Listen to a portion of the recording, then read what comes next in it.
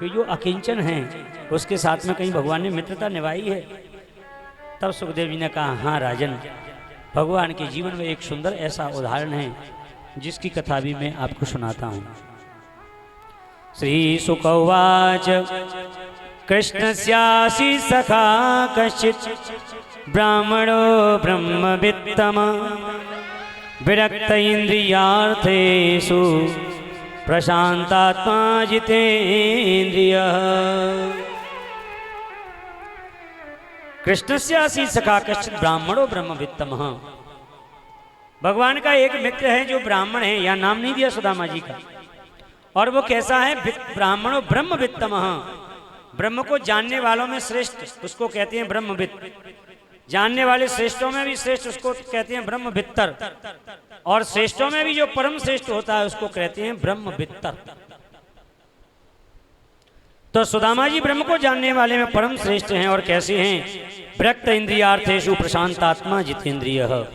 परम विरक्त हैं, इंद्रियों का निग्रह करने वाले हैं, अत्यंत शांत हैं तथा जितेंद्रिय हैं। लेकिन सबसे बड़ी बात है कि इनकी जो पत्नी है जिसका नाम है सुशीला, ब्राह्मण के घर में, सुदामा के घर में अत्यंत गरीबी है, लेकिन सुदामा जी को इस बात का कोई ख्याल नहीं है, क्योंकि सदैव भगवान के स्मरण में और भगवान की भक्ति में इतने निमग्न रहते हैं कि घर में क्या है और क्या नहीं है सुदामा जी को कोई मतलब नहीं। लेकिन इनकी जो पत्नी है ना, सुखदेव जी उनका परिचय दे रहे हैं। पतिव्रता पतिम प्राह म्लायता बदनेन सा दरिद्रासीदमाना सा बेपवाना विगम्य च। इनकी जो पत्नी है जिसका नाम सुशीला है, वो है तो पतिव्रता, लेकिन इसके मन में ये रहती है कि मेरे घर में दरिद्रता है, गरीबी है। इसलिए इसका परिचय देते हुए कह रहे हैं सुखदेव जी के दरिद्रा सीध मानासा। ये दरिद्रा हैं क्योंकि इनके मन में असंतुष्टि है। शास्त्रों में ऐसा कहा गया है, गरीब होना बात अलग है, लेकिन दरिद्र होना किसको कहते हैं? दरिद्र शब्द का अर्थ क्या है शास्त्रों में?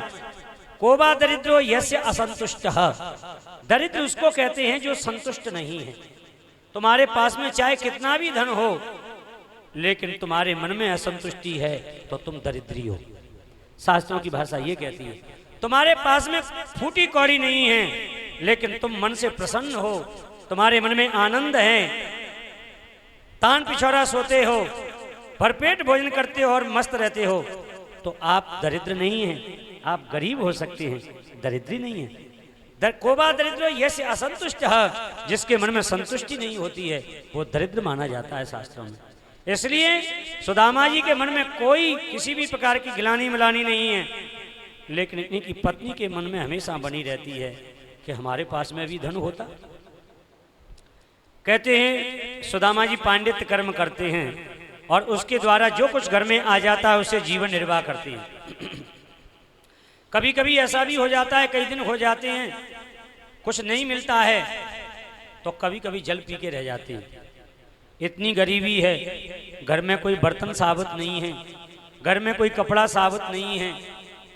अत्यंत गरीबी होने के कारण कभी कभी 4-5 बालक भी हैं घर में, बेचारे भूखे रह जाते हैं।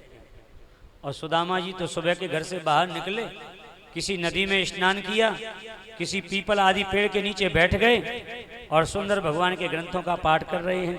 कभी गीता पाठ कर रहे हैं, कभी भागवत पाठ कर रहे हैं, ध्यान में बैठ गए, भगवान के ध्यान में निमग्न हो गए और मनी मन सोचने लगते, ओहो वो है कन्हैया जो सांदीपनी गुरु आश्रम में मेरे साथ पढ़ा था, वो कृष्ण ही तो साक्षात ब्रह्म है, सबकी आत्मा है, वो सर्वगत है, वही निर्गुण निराकार है, वही सगुण साकार है। इस समय द्वारका में राजा बन करके बैठा है और धीरे धीरे द्वारकाधीश से बात कर रहे हैं ध्यान में ही, और ध्यान में भगवान से बात करके सुदामा जी संतुष्ट हो जाते हैं। रोज लगता है सुदामा जी को, नित्य लगता है सुदामा जी को कि मैं आज अपने मित्र से मिल लिया, आज मैं अपनी स्वामी द्वारकाधीश श्री कृष्ण से मिल लिया। इस प्रकार से दिन निकल रहे हैं। लेकिन इधर जब बच्चे रोते हैं तो सुशीला को बड़ा दुख होता है। कहते हैं एक दिन तो घर में कोई दाना नहीं, कई दिनों से भोजन बना नहीं, चूल्हा जला नहीं, और कुछ भिखारी इनके द्वार पर आए मांगने के लिए, भिक्षाम देहि, हे माता हमें भिक्षा दो।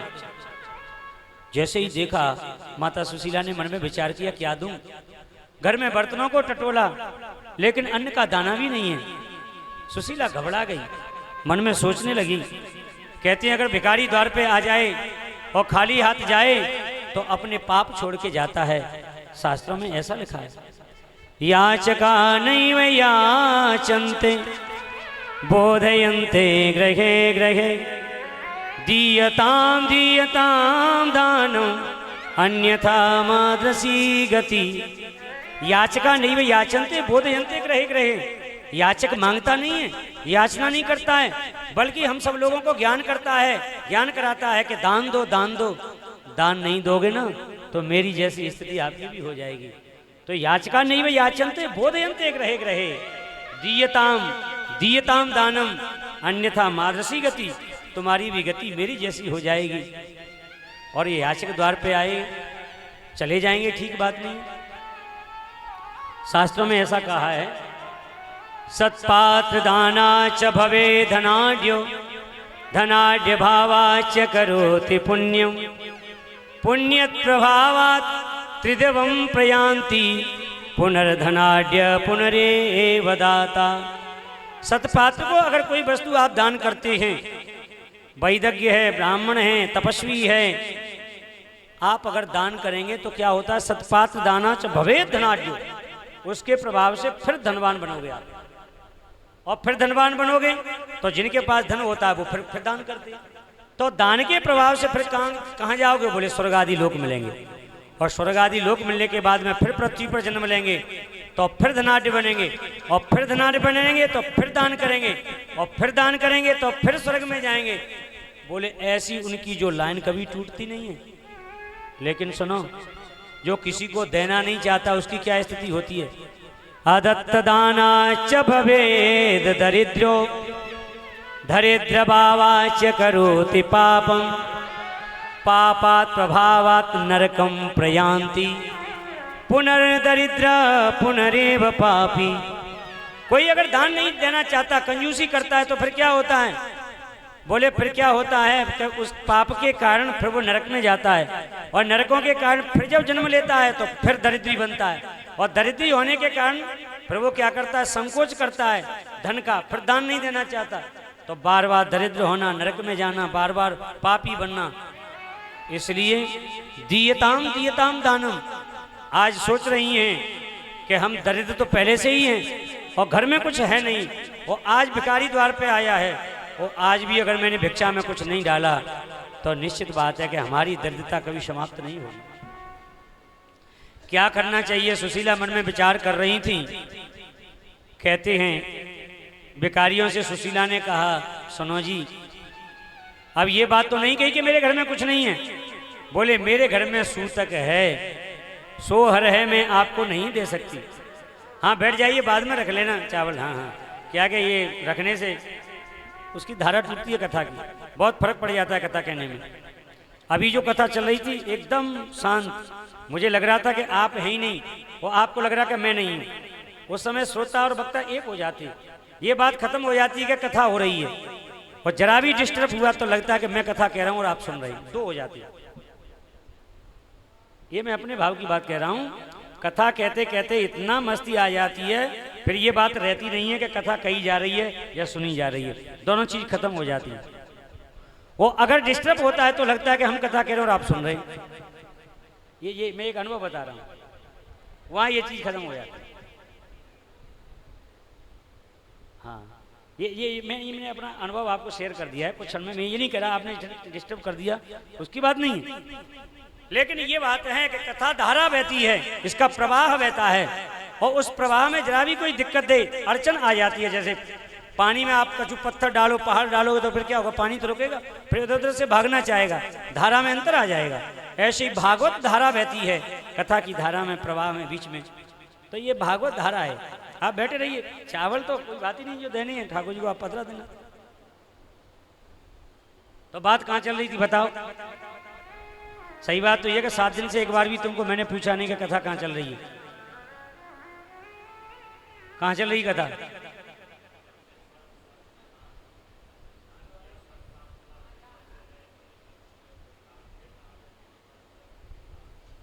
और आज सुशीला कौन सी विडंबना में पड़ गई है बताओ? सुशीला को कौन सी विडंबना है इस समय जहां भिखारी द्वार पर खड़े हैं? वो क्या सोच रही है? मूल बात ये सोच रही है कि अगर आज भी दान नहीं दिया तो इसका मतलब हम हमेशा के लिए गरीब रह जाएंगे। अब क्या करना चाहिए? एक तो कभी भिखारी आए नहीं, अगर आए भी हैं तो कुछ देने के लिए नहीं, मना करती हूं तो पाप चढ़ता है। ये कथावाचक तो कह के चले गए, लेकिन तुमने उस पर ध्यान दिया? वो विडंबना है सुशीला की। मन में सोचती कि अब करूं क्या? तो सुशीला ने युक्ति निकाली, बोले मेरे घर में सोहर है। सोहर का मतलब जानते हो? सूतक, बालक का जन्म हुआ है। तो भिखारी समझ गया तुम्हारे तो बालक बहुत बड़े बड़े, तुम्हारे घर पे बालक का जन्म कहाँ हुआ है? तब धीरे से बोली, अब देखो डायरेक्ट नहीं इनडायरेक्ट, धीरे से कहा कि मेरे घर में दरिद्रा ने जन्म लिया है। भिखारी समझ गए कि घर में कुछ भी नहीं। भिखारी इतना ही है कि भीख मांग रहे हैं। सुशीला किसी के दरवाजे पर भीख मांगने के लिए जाती नहीं, क्योंकि परम विरक्त हैं सुदामा जी। भूखे रह करके, अगर हे परमात्मा भूखे रहते रहते भी अगर शरीर में से प्राण निकल रहे हों तो निकल जाएं, लेकिन मांगना नहीं।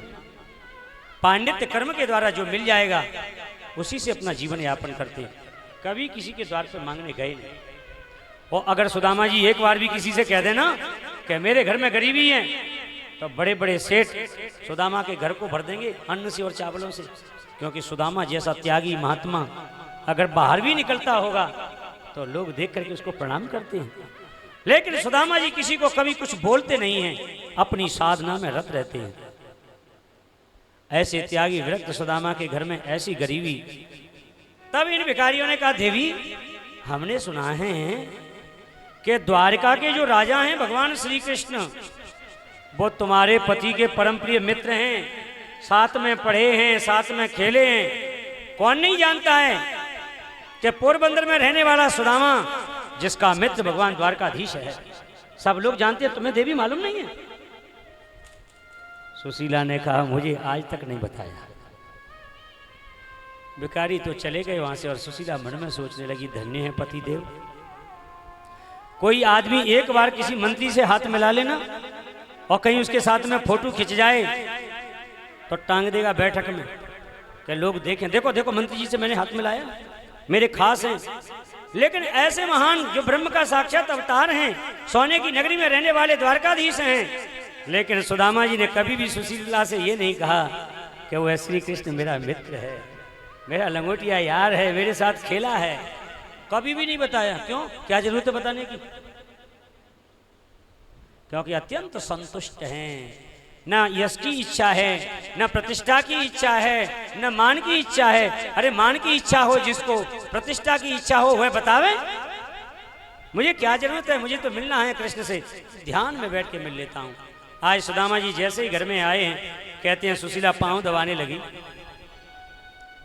सुदामा जी मुस्कुराए, देवी क्या बात है, आज कुछ ज्यादा ही पैर दबा रही हैं। तो रोती हुई सुशीला ने कहा, देव स्वामी आप तो बड़े कठोर हैं, आपके अंदर परम विरक्ति है, लेकिन आप जानते नहीं, घर में छोटे छोटे बालक हैं, घर में दाना नहीं है, और तुम्हें भजन के आगे कुछ समझ में आती नहीं है। मैंने सुना है कि द्वारकाधीश श्री कृष्ण आपके मित्र हैं। और जैसे ही ये बात कही, सुदामा जी बोले, ठीक सुना है, किसने कहा? सुशीला बोली, किसी ने कहा हो, लेकिन आपने तो मुझे आज तक नहीं बताया। सुदामा जी बोले, देवी मैंने नहीं बताया तुम्हें, मेरे मन में ऐसा विचार था कि मैं श्री कृष्ण से रोज मिलता हूँ, और क्या बताऊं, क्योंकि मेरे यहाँ अत्यंत गरीबी है और वह इस देश का इतना बड़ा राजा है। सुशीला ने कहा कि आपको कभी ऐसा मन में नहीं आता कि मैं अपने मित्र से मिलने के लिए जाऊं? सुदामा जी बोले, देवी आता तो बहुत है कि मिलने जाऊं, पर फिर मन में आती है कि अरे क्या करना है, वो इतना बड़ा राजा और मैं छोटा सा।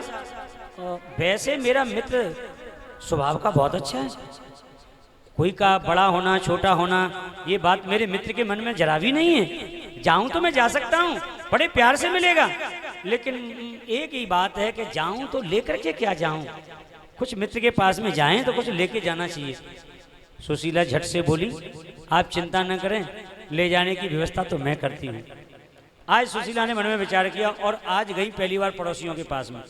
सुशीला चाहती तो एक ही घर से 4 मुट्ठी चावल ले आती, लेकिन एक घर से नहीं लाई, 4 घरों में गई, क्योंकि श्रीमान जी तो कहेंगे नहीं कि घर में कितनी गरीबी है, और द्वारकाधीश को समझाना है कि ये चावल घर के नहीं है, एक राशि के नहीं है, मांगे हुए हैं, इसलिए एक ही मुट्ठी लाई। देने वाले ने कहा कि और ले जाओ, किलो 2 किलो नहीं, केवल 1 मुट्ठी चावल चाहिए। 4 घर से 4 मुट्ठी ही चावल मांगे, एक घर से मांग ले आती क्या दिक्कत थी, कोई भी दे देता आधी किलो 1 किलो चावल, 4 मुट्ठी हो जाते, लेकिन नहीं, चारों घर से 4 मुट्ठी लाएंगे। याचित्वा चतुरो मुष्टिन विप्रान पृथुक तंडुलान चैलखंडेन तान बद्ध्वा भर्ते प्रादादुपायनम। एक झीना सा कपड़ा, उसमें 4 मुट्ठी चावल बांध दिए। भागवत में तो नहीं लिखा है, कतिपय वक्ता लोग कहते हैं ये भाव है कि आज सुशीला ने एक पत्र भी लिख करके उसमें चावलों में रख दिया। और क्या लिखा है सुशीला ने कि 1 मास 2 पाख में, 1 मास 2 पाख में 2 एकादशी होए। 1 महीना होता है जिसमें 2 पक्ष होते हैं, शुक्ल पक्ष और कृष्ण पक्ष, दोनों में एक एकादशी पड़ती है। तो 1 मास 2 पाख में 2 एकादशी होए। मेरे घर में लाल जी रोज एकादशी होए। हे गोविंद, हे गोपाल जी, मेरे घर में रोज ही एकादशी मनती है, क्योंकि ये तो कहेंगे नहीं कि घर में क्या स्थिति है, इसलिए पत्र को लिख करके चावलों में रख दिया है। और आज सुदामा जी पोटली को लेकर के कहते हैं भगवान से मिलने के लिए चले हैं। कई दिनों से भोजन किया नहीं है, तो शरीर अत्यंत निर्बल हो गया है, दुबला पतला शरीर है, हाथ में लोटी है, और कहते हैं सोटी भी है, पानी के लिए जल में लोटी ले रखी है, हाथ में सोटी का सहारा लेते हुए, और एक ही धोती को पहना हुआ है, और उसी धोती को शरीर पर लपेट लिया है। और आज सुदामा जी जा रहे हैं भगवान से मिलने के लिए। चले श्याम सुंदर से मिलने सुदामा, गाते चलो मन हरे कृष्ण रामा। चले श्याम सुंदर से मिलने सुदामा, गाते चलो मन में हरे कृष्ण रामा। ओ चले श्याम सुंदर से मिलने सुदामा, गाते चले मन हरे कृष्ण रामा। चले श्याम सुंदर से मिलने सुदामा, गाते चले मन हरे कृष्ण रामा। चले श्याम सुंदर से मिलने सुदामा, गाते चलो मन में हरे कृष्ण राम। आज हरे कृष्ण, हे राम, हे गोविंद, हे गोपाल कहते कहते चले जा रहे हैं। लेकिन कहते हैं इतना शरीर थका हुआ है कि 2-4 कोस कुछ चल पाए होंगे, तो एक किसी वृक्ष के नीचे सो गए, और मनी मन में गा रहे हैं कि हे नाथ, हे गोविंद, मैं कहाँ जाऊं तुम्हें ढूंढने के लिए। द्वारका नगरी तो बहुत है, बहुत दूर है, लेकिन पत्नी मानी नहीं, मैं तो आपसे रोज ही मिलता हूं। घनश्याम तुम्हें ढूंढने जाएं कहाँ कहाँ, घनश्याम तुम्हें ढूंढने जाएं कहाँ कहाँ।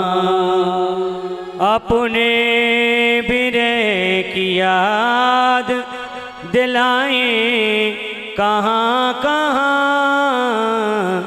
घनश्याम तुम्हें ढूंढने जाएं कहाँ कहाँ।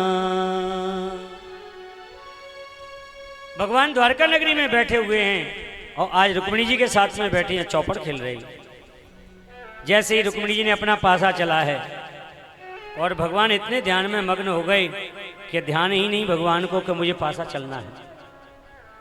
रुक्मिणी जी देख रही हैं और जैसे ही भगवान को गौर से रुक्मिणी ने देखा तो भगवान की आंखें आंसू से डबडबा कर आई हैं, आंसू भरे हुए आंखों में। और जैसे ही देखा तो रुक्मिणी जी ने पूछा, स्वामी क्या बात है, आपकी आंखों में आंसू आ रहे हैं। भगवान ने कहा, देवी आज मेरा एक परम प्रिय भक्त है जो अत्यंत निष्कंचन है, इंद्रियों का निग्रह करने वाला महातपस्वी है। और इतना ही नहीं है, केवल मेरा भक्त नहीं है, मेरे बचपन का मित्र है। सत्य बताता हूं देवी, सांदीपनी आश्रम में जब हम पढ़ते थे ना, और एक बार क्या हुआ, पढ़ने के लिए जैसे ही जा रहे थे हम सब लोग दौड़ करके, और उसी समय मेरे मित्र के पैर में कांटा लग गया था। मैं पास में गया, रोने लगा और मैंने उस अपने मित्र सुदामा का कांटा निकाला। उस दिन वो मुझसे चिपक करके इतना रोया और कहने लगा, हे कृष्ण, आज से तू मेरा परम प्रिय मित्र है। कहते हैं कि जो चावल, जो चना दिए थे माता ने ना, वो चना भी शापित थे और शापित चनाओं को सुदामा जी ने खा लिया था। क्योंकि जिस मित्र ने मित्रता निभाई, मेरे पैर में चुभा हुआ कांटा निकाला, वह कृष्ण राजकुमार है। और मैं तो एक ब्राह्मण हूं, ब्राह्मण का शरीर तपस्या के लिए होता है। ब्राह्मण से देह हो हम ही क्षुद्र कामाय नेष्यते, छोटे कर्म करने के लिए नहीं है। और कहते हैं जो चना दिए थे माता ने, सांदीपनी माता ने, तो वो चना कैसे थे, वन में गए चनाओं को लेकर के, भगवान लकड़ी काटने के लिए पेड़ पर चढ़ गए थे और सुदामा जी जानबूझ करके सभी चनाओं को खा गए। और जब लौट करके आए तो माता ने पूछा, सुदामा वो चना कहाँ हैं जो मैंने तुम्हें दिए थे, क्या कृष्ण को खिलाए? कृष्ण बोले, मुझे तो चना नहीं दिए। कहते हैं कि एक बार सांदीपनी आश्रम पर दुर्वासा ऋषि आए थे भिक्षा मांगने के लिए। उस दिन क्या हुआ कि घर में, वहां सांदीपनी आश्रम में कुछ था नहीं, क्योंकि सांदीपनी मुनि हैं, वो कुलपति हैं। कुलपति की ऐसी योग्यता मानी जाती है कि 10,000 ब्राह्मण बालकों को एक साथ रख करके और जो उनके भोजन का और खर्चा उठावे वही कुलपति बनता है। सांदीपनी इतने समर्थ थे कि बहुत सा धन इनके यहाँ आता है और 10,000 ब्राह्मणों का ये भोजन एक साथ होता है। कुलपति एक बार ऐसी घटना घटी कि दुर्वासा जी ने आकर के सांदीपनी जो गुरु माता है उनसे कुछ खाने के लिए मांगा, तो माता ने कह दिया कि घर में कुछ नहीं है। दुर्वासा जी तो चले गए, लेकिन दुर्वासा जी महाक्रोधी हैं। दुर्वासा जी ने जैसे ही ध्यान लगाया तो चने दिखे। और कहते हैं दुर्वासा जी के साथ में जो शिष्य जा रहे थे उनमें सुदामा जी उनके साथ जा रहे थे। और जैसे ही देखा चनाओं को, दुर्वासा जी बोले कि सांदीपनी आश्रम पर कुछ नहीं हो, ऐसा हो नहीं सकता है। चना दिख रहे हैं, चना रखे हैं, जानबूझ के नहीं दिए, साफ दे दिया। जो कोई भी इन चनाओं को खाएगा वो जीवन भर गरीबी और दरिद्रता में निभाएगा। सुदामा ने ये बात सुन ली और वही चने उठा करके आज माता ने दे दिए। ले सुदामा, ये चना जंगल में जाके खा लेना और कृष्ण को भी दे देना।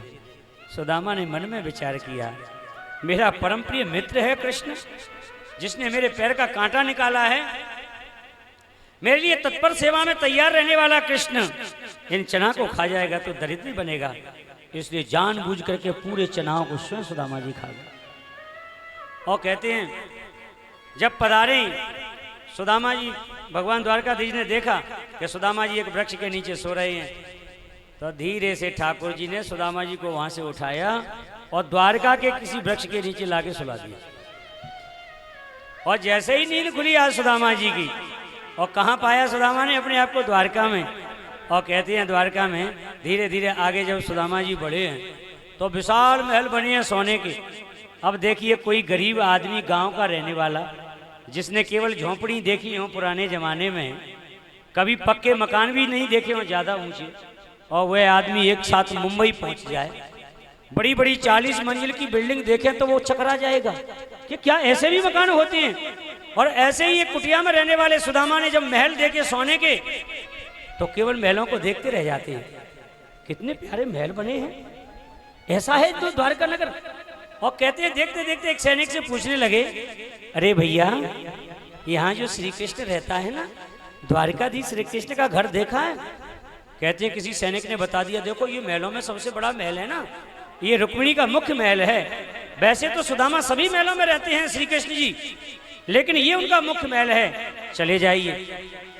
और जैसे ही सुदामा जी जा रहे हैं, विशाल महल को देखा है, महल के पास में पहुंचे, एक सैनिक लगा हुआ है। सैनिक ने देखा और सुदामा जी ने सैनिक से कहा, भैया मेरे मित्र हैं श्री कृष्ण, मेरी सूचना उनसे जाकर के दो।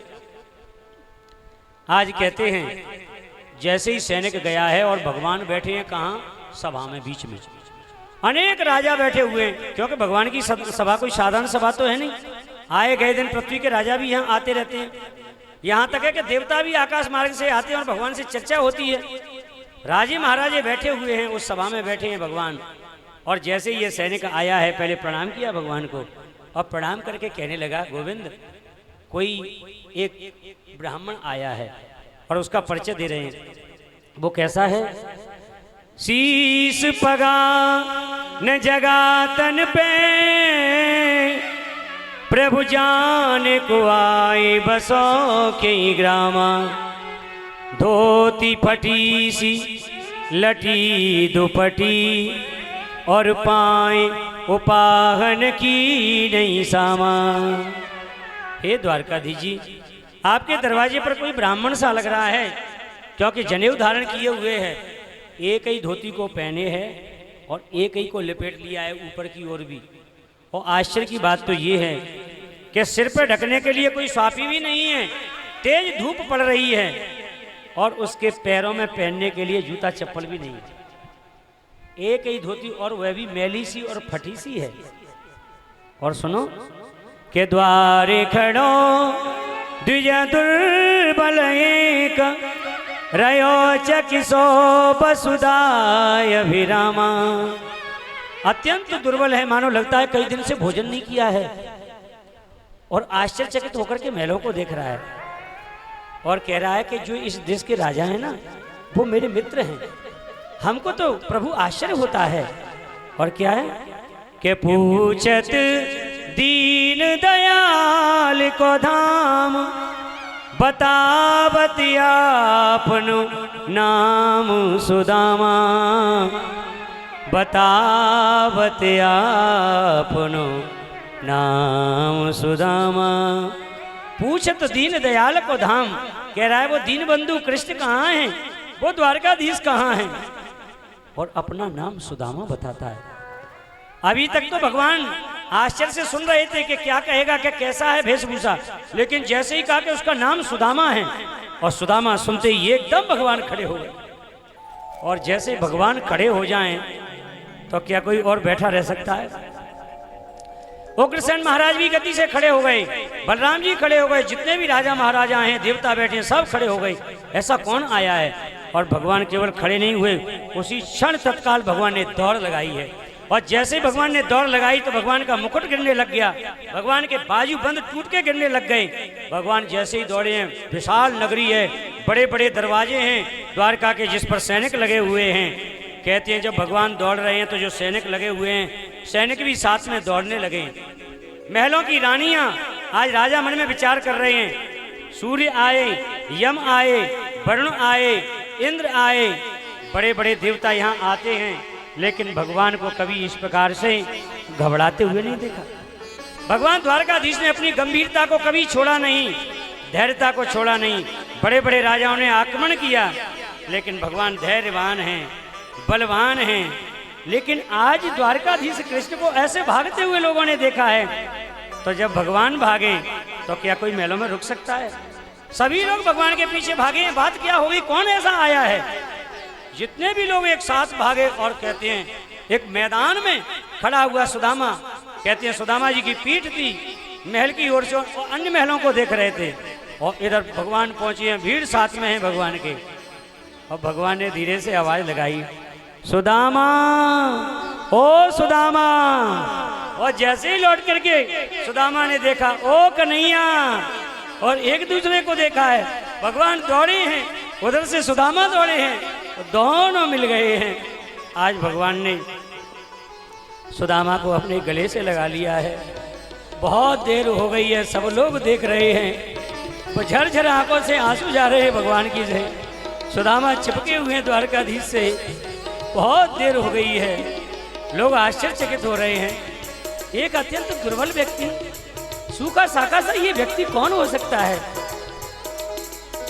बड़े बड़े लोग आए लेकिन भगवान को ऐसे रोते हुए नहीं देखा। और आज रोते हुए भगवान सुदामा जी को महलों की ओर ले चले।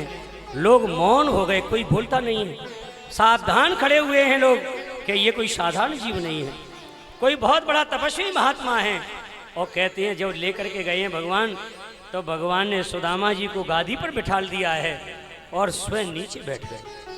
अब भगवान जब नीचे बैठ जाएं तो किसकी हिम्मत है कि कोई आसन पर बैठ जाए? जितनी भी जनता और राजा महाराजा हैं सब नीचे बैठ गए हैं, केवल सुदामा गादी पर विराजमान है।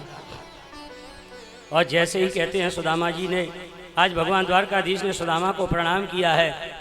और प्रणाम करते ही जैसे ही पैरों का स्पर्श किया, आहा, पैरों पर छाले पड़ गए हैं, फपोले पड़ रहे हैं, फपोले फूट गए हैं, इसलिए उनमें कंकड़ चुभ गए हैं। और कंकड़ों से जैसे ही छुआ है, सिरहन दौड़ गई सुदामा के शरीर में। भगवान समझ गए कई दिनों से कुछ पहना नहीं है, ठेठ पैरों में पड़ रही हैं। मानो कि भगवान कहना चाहते थे, हाथ जोड़ के खड़ी हुई है रुक्मिणी, सत्यभामा, कालिंदी, पता नहीं है कब किस रानी को आज्ञा दे देंगे। दास दासियां खड़े हुए हैं, भगवान पता नहीं कब क्या मांगना चाहें। मानो कि रुक्मिणी से कहा हो कि आप दौड़ करके जाइए, गर्म पानी लेकर के आइए, आज मैं अपने मित्र इस ब्राह्मण के पैरों को गर्म पानी से पाद प्रक्षालन करूंगा।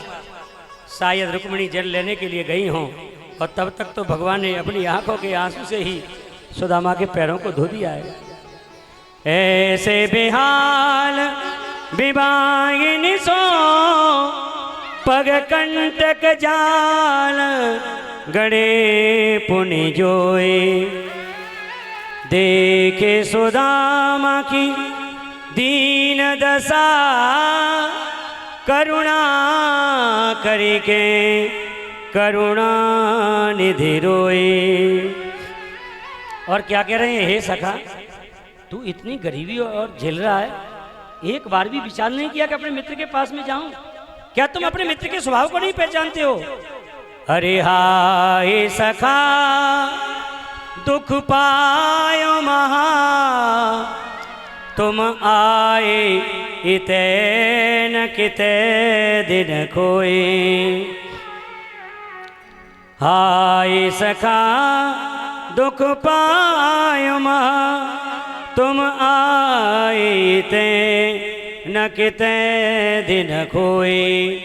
अब पानी परात में भर के लाई है रुक्मिणी जी, लेकिन भगवान को ध्यान ही नहीं है कि बगल में परात रखी है। समाधि लग गई मानो, और इतनी जोर से रोने लगे हैं भगवान कि झरझर आंखों से आंसू जा रहे हैं। तो जो आंसू आ रहे हैं उन्हीं से पैर धो रहे हैं। पानी परात को हाथ छुओ नहीं, नैनन के जल सो पग धोए, नैनन के जल सो पग धोए। अपने आंख के जल से ही पैर धो दिए। किसी ने वो भजन गाया ना कि राधा नहीं रोई होंगी जितना भगवान द्वारकाधीश के लिए, और कहीं उससे ज्यादा द्वारकाधीश श्री कृष्ण रोए हैं सुदामा के लिए।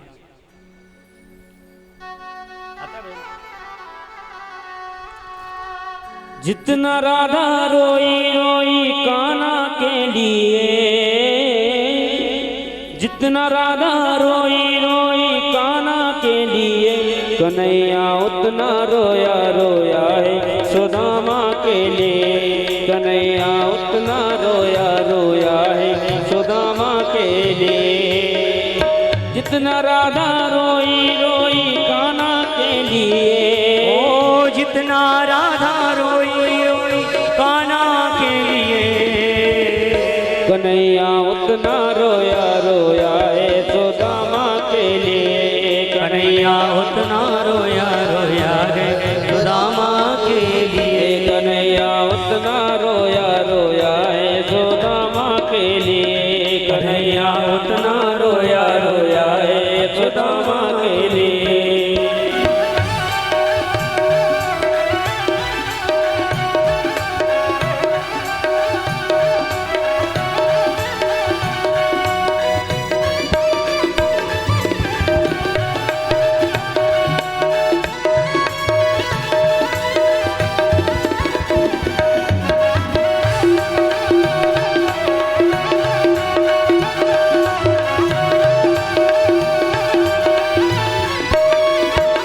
यार की हालत देखी उसकी हालत पे रोया। यार की हालत देखी उसकी हालत पे रोया। यार के आगे अपनी शान शौकत पे रोया। यार के हालत अपनी शान शौकत पे रोया। ऐसे तड़पा जैसे समा परवाना के लिए। ओ ऐसे तड़पा जैसे समा परवाना के लिए। कन्हैया उतना रोया रोया है सुदामा के लिए। कन्हैया उतना रोया रोया है सुदामा के लिए।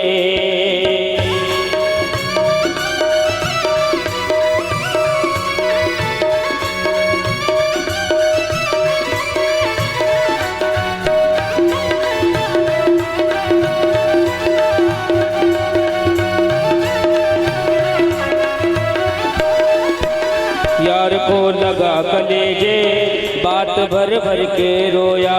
यार को लगा कलेजे बात भर भर के रोया।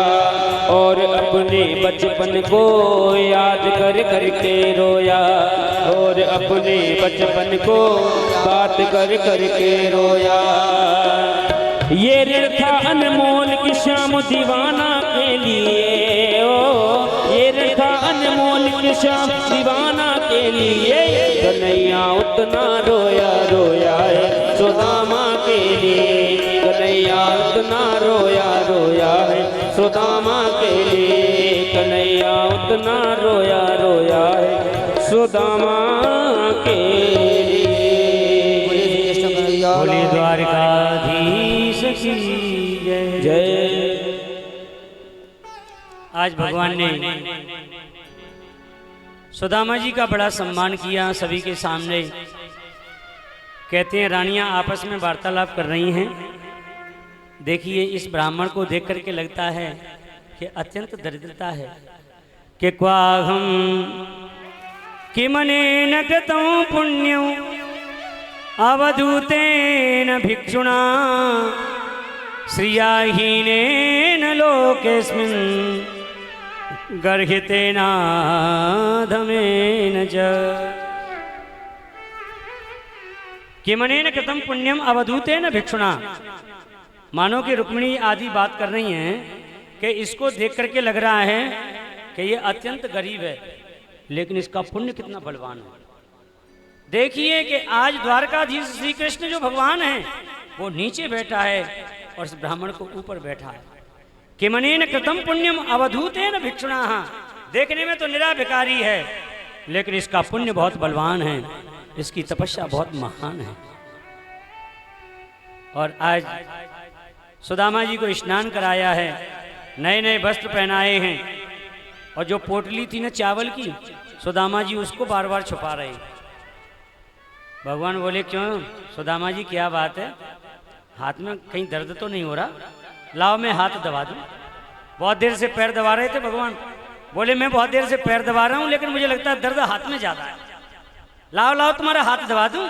सुदामा जी बोले ना लाला, हाथ में दर्द काहे को, हाथ में को दर्द ना। नहीं कछु तो बात है, क्योंकि उस पोटली को संभाल रहे थे, मन में सोच रहे थे कि यहाँ रानियां खड़ी हैं। अब वहाँ राजमहल के जो और लोग हैं वो नहीं है वहाँ, जहाँ केवल रानियां हैं सेवा में। तो मन में सुदामा जी सोच रहे हैं कि रानियों के बीच में चावल की पोटली दूंगा तो रानियां मन में क्या सोचेंगी कि कैसा मित्र है। अब यहाँ तो बड़े बड़े उपहार आते होंगे, ये तो ऐसा महल है। तो बेचारे संकोच में पोटली को छुपा रहे हैं। भगवान बोले नहीं नहीं नहीं, तुम्हारा थोड़ा सा हाथ तो दबाई दूं। और भगवान जैसे ही पास में गए हैं और सुदामा जी से कह भी रहे हैं, क्या कह रहे हैं सुदामा से, सुनो सुदामा जी, पत्रम पुष्पम फलम तोयम, ये श्लोक गीता में भी है और यहाँ भागवत में भी है। पत्रम पुष्पम फलम तोयम यो मे भक्त्या प्रयच्छति तदघम भक्त्युपरितमश्नामि प्रयतात्मनः। सुदामा जी, कोई भी व्यक्ति मुझको पत्र पुष्प फल प्रेम से देता है, मैं उसको स्वीकार करता हूँ। क्या आपका स्वभाव, मेरा स्वभाव आपको मालूम नहीं है? सुदामा जी बोले, लाला मैं खूब जानू तेरा स्वभाव अच्छी तरह, स्वीकार करवे की बात तो दूर रही, तू छुड़ा के खाए ले वो ऐसा है का मैं जानू ना तो है। हाँ, तू घर घर में माखन की तो चोरी करता डोलो। अब बेचारे सुदामा जी बात टालना चाह रहे हैं कि रानियों के बीच में चावल की पोल ना खुल जाए। तो भगवान बोले, द्वारका दीजिए, मैं भी समझ गया तुम्हें, मैं भी खूब अच्छी तरह से जानता हूँ बचपन से ही। मैया ने चावल को चना दिए थे ना खाने के लिए, अकेले ही खा गए। हाँ, आप भी बचपन में ऐसा ही स्वभाव है, किसी को दे नहीं सकते हो। अब एक दूसरे की बात पोल पट्टी खोल रहे हैं। सुदामा जी बोले, ज्यादा बात मत करे कन्हैया तू। हाँ नहीं, मैं तेरी बचपन की बात ये सब तेरी बहन के सामने खोल दूंगा। का कहोगे? कहूंगा क्या, बचपन में गोकुल में तुम नंगे ही डोलते थे। सब रानियां हंसने लगी, अरे इसमें क्या बात है सुदामा जी, जब छोटे होते तो सभी नंगे डोलते हैं। ऐसे मित्र आपस में हंस रहे हैं और बातें कर रहे हैं। रानियों को आनंद आ रहा है। भगवान गए धीरे से और अचक पोटली निकाल ली। देखते देखते, अरे लाला तू माने बनाए, तेरी ये बचपन की आदत छीना झपटी की गई ना। कन्हैया बोले, तुम्हारी भी आदत नहीं गई है बचपन की ये छुपाने की। और पोटली खींच ली, और जैसे ही पोटली खींची सबके सामने, कहते हैं भगवान ने चावल लिए और एक मुट्ठी चावल खा गए। और सब रानी देख रही हैं और बड़े स्वाद से खा रहे हैं और कह रहे हैं, आ हा क्या स्वाद है। और फिर दूसरी मुट्ठी चावल भी खा लिए और तीसरी मुट्ठी उठा रहे थे, कहते हैं 4 मुट्ठी तो चावल ही थे। तब तक रुक्मिणी डोल करके आगे, क्या कर रही हैं नाथ? हाथ पकड़ लिया। संतों ने भाव किए हैं कि आज मुट्ठी क्यों पकड़ ली रुक्मिणी जी ने। रुक्मिणी जी, कई लोगों ने भाव किया कि रुक्मिणी जी ने यूं हाथ पकड़ लिया है कि एक मुट्ठी चावल खा के माँ ने 1 लोक का वैभव दे दिया सुदामा को, 2 मुट्ठी चावल खा के माँ ने 2 लोक का वैभव दे दिया, और तीसरी मुट्ठी खाना चाह रहे थे माँ ने 3 लोक दे देंगे सुदामा को और खुद भिखारी बन जाओगे क्या, इसलिए हाथ पकड़ लिया। अथवा लोगों ने भाव किया, बोले इसलिए हाथ नहीं पकड़ा है, इसलिए हाथ पकड़ा है कि ये चावल हैं और एक ब्राह्मण के घर से आए हैं, प्रसादी है, तो आप अकेले खा जाओगे, प्रसाद तो बांट के खाना चाहिए ना, तो हम लोगों को भी मिलना चाहिए।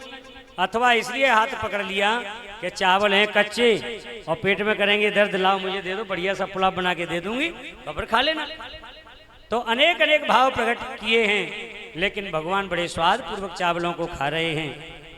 भगवान ने चावलों की बड़ी सराहना की। सुदामा जी बोले, भगवान ने पूछा, सुदामा एक बात बताओ, जब सांदीपनी में पढ़ते थे ना तो आप बड़े वैराग्य और त्याग की बात ज्यादा करते थे, ऐसा लगता था कि महात्मा ही बन जाओगे, तो विवाह वगैरह भयो के ना भयो? सुदामा जी बोले, हाँ लाला, तेरी भाभी का नाम सुशीला है। कन्हैया बोले, तुमने विवाह में हमको बुलाया ही नहीं? सुदामा जी बोले, लाला कहा भयो, ऐसे ही विवाह गरीबी में हुआ और ज्यादा बुलाना चलाना नहीं हो पाया, लेकिन लाला तेने नहीं बताई अपने विषय में तेरा विवाह भयो के ना भयो। भगवान मुस्कुराए, बोले बताना क्या है, वो तो मिलवाना है।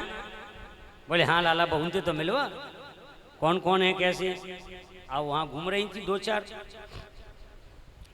तो इशारा कर दिया भगवान ने। रुक्मिणी जी आगे सामने, सुदामा जी ब्राह्मण देवता मैं आपको प्रणाम करती हूँ, मेरा नाम रुक्मिणी है। सुदामा जी बोले, अच्छा, ओहो सौभाग्यवती भव, पतिप्रिया भव, पुत्रवती भव, सब आशीर्वाद दे डाले। फिर आ गई, मैं सत्यभामा आपको प्रणाम करती हूँ, सौभाग्यवती भव, पतिप्रिया भव, पुत्रवती भव। मैं कालिंदी आपको प्रणाम करती हूँ, सौभाग्यवती भव, पुत्रवती भव, पतिप्रिया भव। मैं जो है थे लक्ष्मणा हूँ, मैं भद्रा हूँ। ऐसे कर करके 8 रानी प्रणाम करके, अब 8 के आए, यहाँ तो लाइन लगी हुई है। सुदामा जी बोले, लाला कितनी है? बोले रुक जाओ, अभी मिलवा रहे हैं। अब लाइन लगी है, प्रणाम कर रहे हैं और 3-3 आशीर्वाद दे रहे थे, सौभाग्यवती भव, पतिप्रिया भव, पुत्रवती भव। और सुदामा जी ने सोचा मन में कि ज्यादा हैं तो थोड़ा आशीर्वाद कम कर दिया। सौभाग्यवती भव, सौभाग्यवती भव, सौभाग्यवती भव, 2 आशीर्वाद हटा दिए। और धीरे धीरे 100 गई, 200 निकली।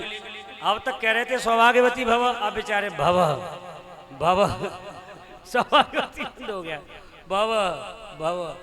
अब और ज्यादा हो गई तो अब पहले दोनों हाथों से कर रहे थे, अब एक हाथे से कर लिया। अब करे भव भव भव, पूरी भाषा पूरे भाव नहीं निकल रहा। और धीरे धीरे स्थिति हो गई, लाला कितनी है? 1000, 2000, बोले 16,108। चौरे लाला धन्य तेरी छाती को, हम तो एक के मारे मर रहे हैं, इधर तो डोल रहे हो, तू 16,108 ने बिठा ले। और जब विवाह की बात आई तो तब कह रहे हो तो कि विवाह में बुलाए नहीं, तेने 16,108 कर लिए, तेने हमको निमंत्रण दियो का?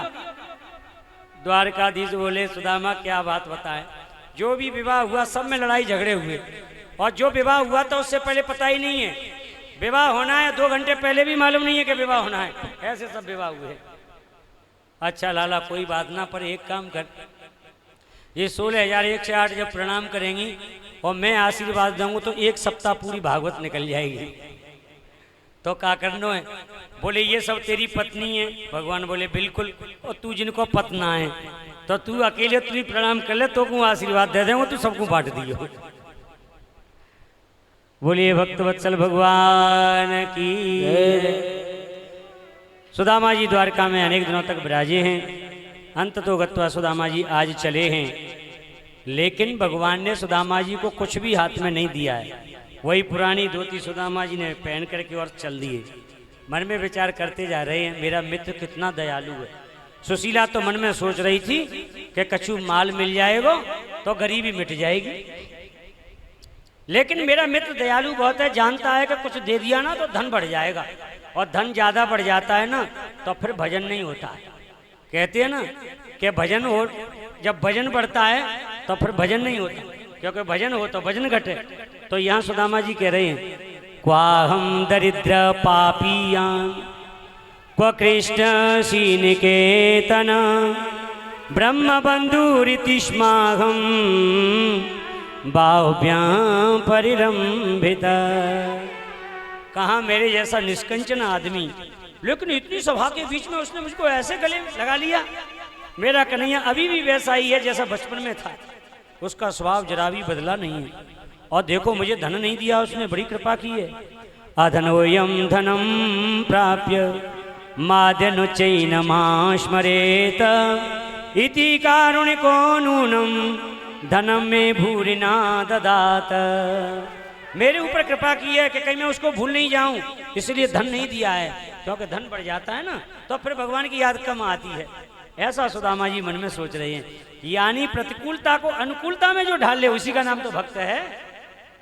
और ऐसा विचार करते करते सुदामा जी अपने गांव में पहुंच गए, और कहते हैं वो पत्र में लिखा ना था जो सुशीला ने, तो आज भगवान ने जवाब दे दिया सुशीला को।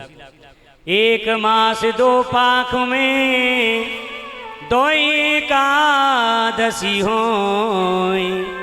और भगवान कह रहे हैं 1 मास 2 पाख में 2 एकादशी होई, भाभी तेरे घर में रोज द्वादशी हो। हे भाभी सुशीला तू चिंता ना करना, अब तेरे घर में ऐसी गरीबी कभी नहीं आएगी, रोज द्वादशी जैसा आनंद होगा। आज भगवान ने ऐसी कृपा की है।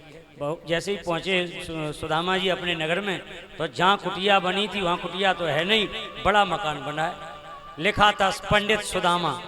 अब मन में सोचने लगे कि ये कुटिया इतनी बड़ी जगह तो वही लग रही है, पर शायद हमारी जगह नहीं है, या ऐसा हो सकता है कोई बिल्डर से आया हो, कुटिया हटा दी हो, इतना बड़ा मकान बना दिया।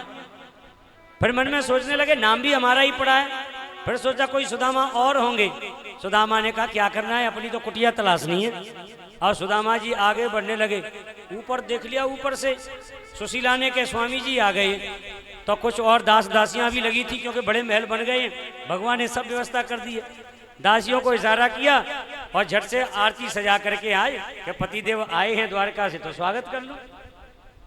और जैसे ही गई हैं सुशीला सामने से, अब बेचारे सुदामा जी सोच रहे हैं कि ये इतनी बढ़िया बढ़िया साड़ी पहन के ये स्त्रियां कहीं मंदिर में कहीं पूजा करने जा रही होंगी, तो सुदामा जी साइड में हो गए, निकल जाएंगे।